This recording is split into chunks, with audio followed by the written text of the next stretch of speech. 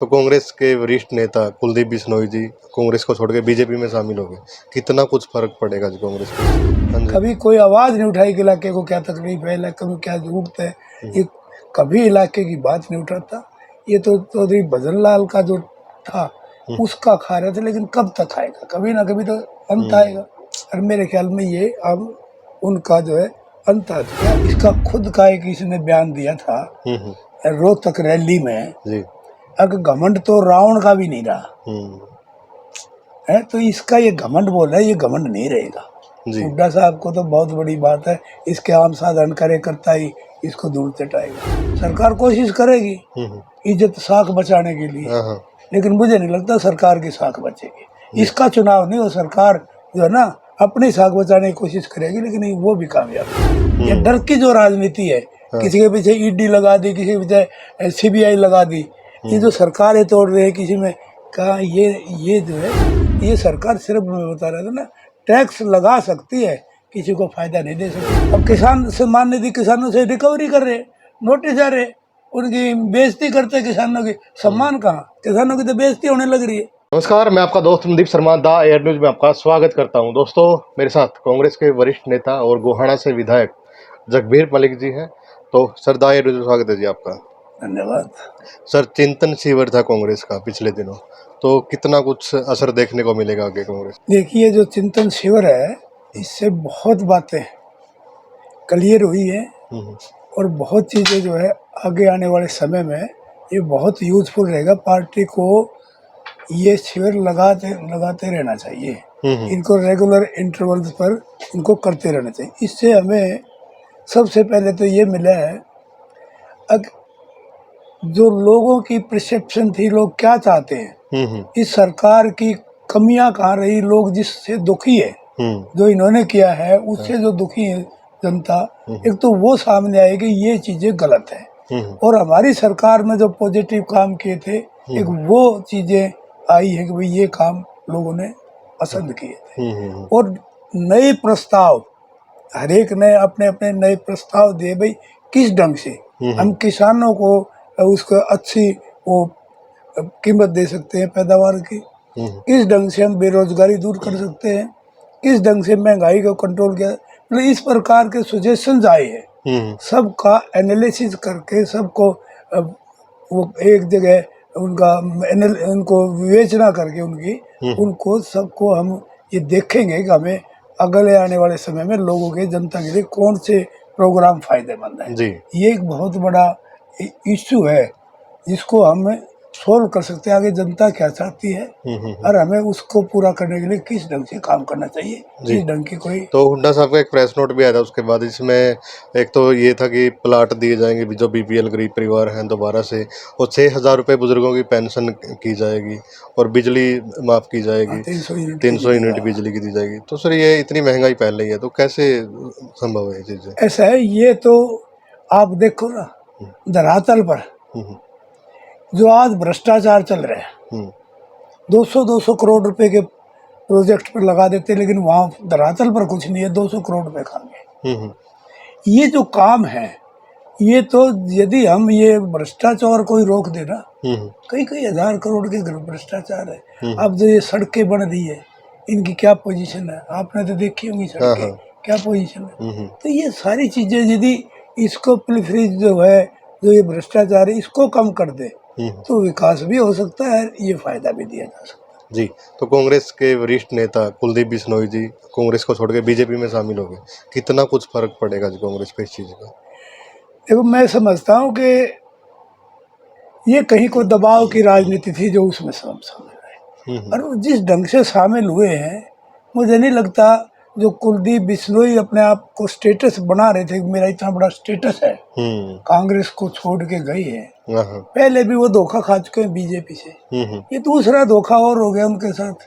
वो कहते थे, बड़े टाइम दिया था उन्होंने शामिल होने के लिए, भाई अमित शाह जी आएंगे, मोदी ने शामिल कराएंगे।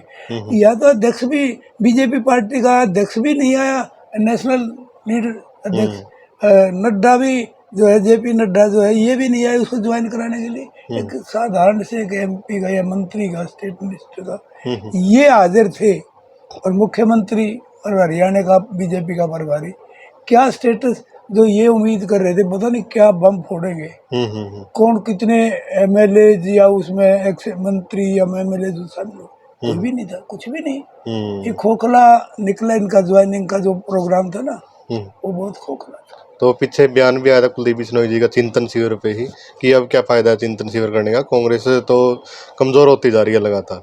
आप देखिए ना, पिछले बार जो 75 पार का नारा था, लोगों में एक वहम था कि भाई बीजेपी तो 75 पार का, एक आधा तो उत्साह में जो है 90 पार भी कहेंगे। तो ये वो जो भ्रम था लोगों का, वो टूट चुका है इस इलेक्शन में। कांग्रेस को जो 8, 7, 10 सीट तक बताते थे, 31 सीट कांग्रेस ने ली है। आज तो कांग्रेस आज के दिन भी सर्वे कर लो, 60 से ऊपर आज के दिन भी खड़ी है।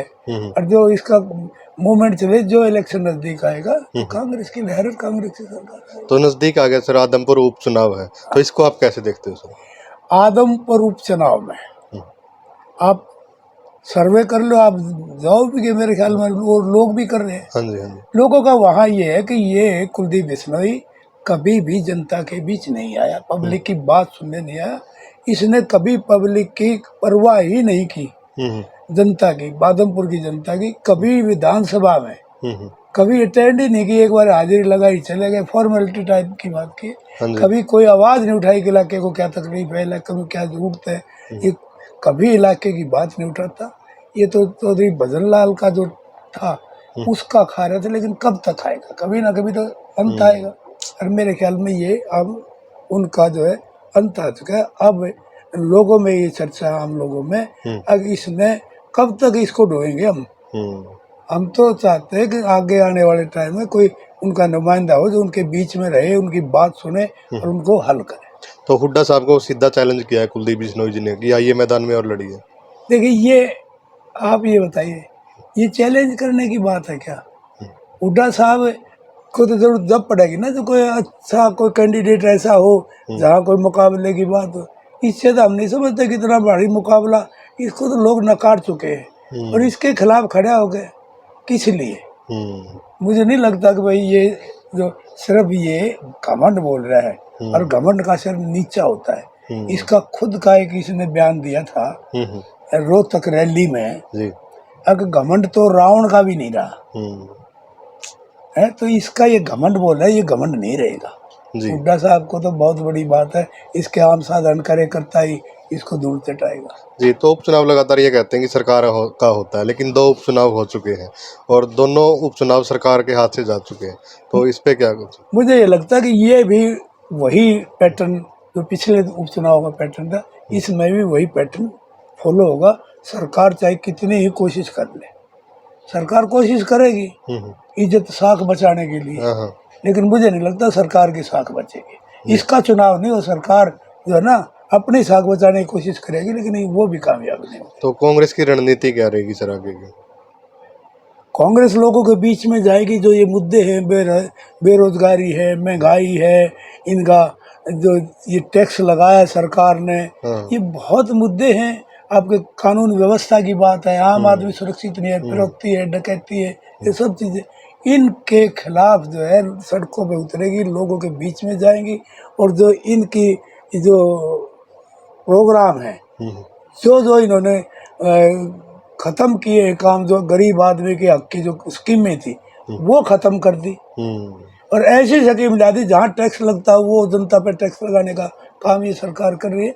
इनको लेकर हम लोगों के बीच में जाएंगे, उनको समझाएंगे और जो है ये लड़ाई लड़ेंगे। और हम ये इसके खिलाफ नहीं, सरकार के खिलाफ, हम तो मोदी के खिलाफ लड़ाई लड़ेंगे।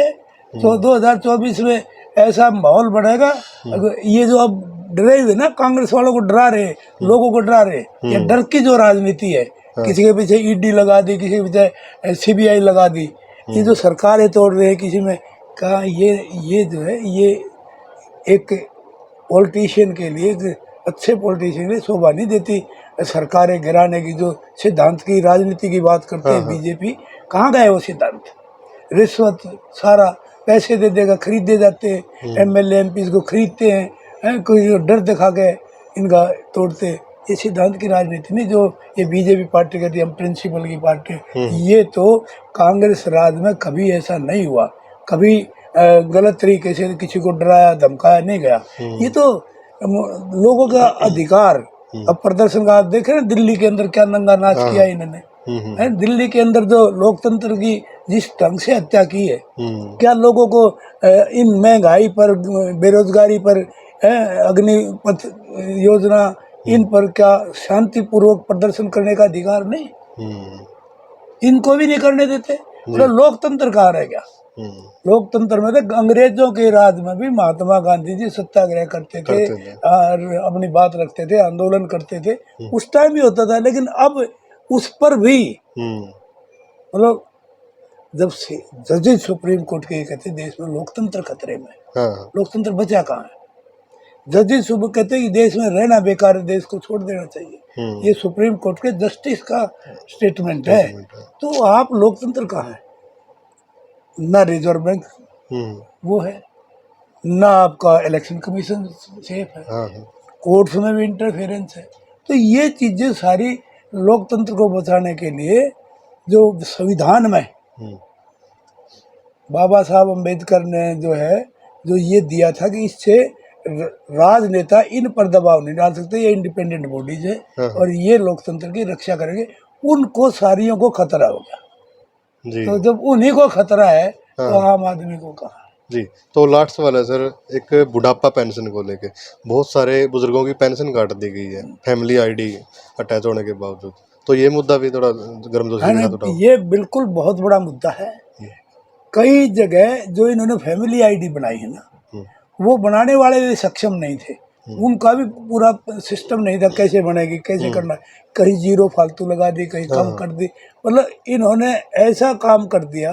गरीब बुढ़ापा जो जिनका गुजारा सिर्फ इस बुढ़ापा पेंशन से थे और वो कट गई, ना उसको बच्चे रोटी दे रहे, ना उसको कोई और साधन उसके पास।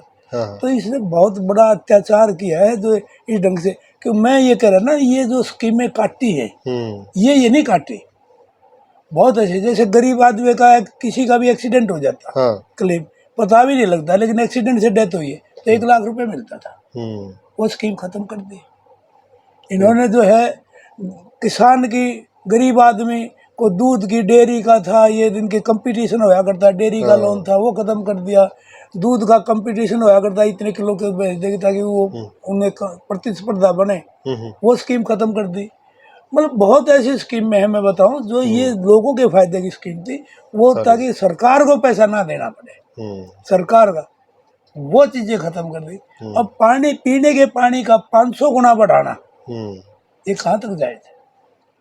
पीने का पानी भी गरीब आदमी को फ्री नहीं मिल रहा, उस पर भी पहले जो था चार्जेस थे वो 500 गुना बढ़ाते हैं। तो ऐसी बातें हैं जो ये सरकार, सिर्फ मैं बता रहा था ना, टैक्स लगा सकती है, किसी को फायदा नहीं दे सकती। बुढ़ापा पेंशन नियतन जो है काटी गई। अब किसान सम्मान निधि दे तो दी, अब किसान सम्मान निधि किसानों से रिकवरी कर रहे, नोटिस आ रहे, उनकी बेइज्जती करते किसानों की, सम्मान कहाँ, किसानों की तो बेइज्जती होने लग रही है। तो ये सरकार इनके मुद्दों को लेकर हम सड़क पे जाएंगे। जी जी जी, धन्यवाद सर बातचीत करने के लिए। वीडियो को ज़्यादा से ज़्यादा शेयर करें, कमेंट करें, धन्यवाद।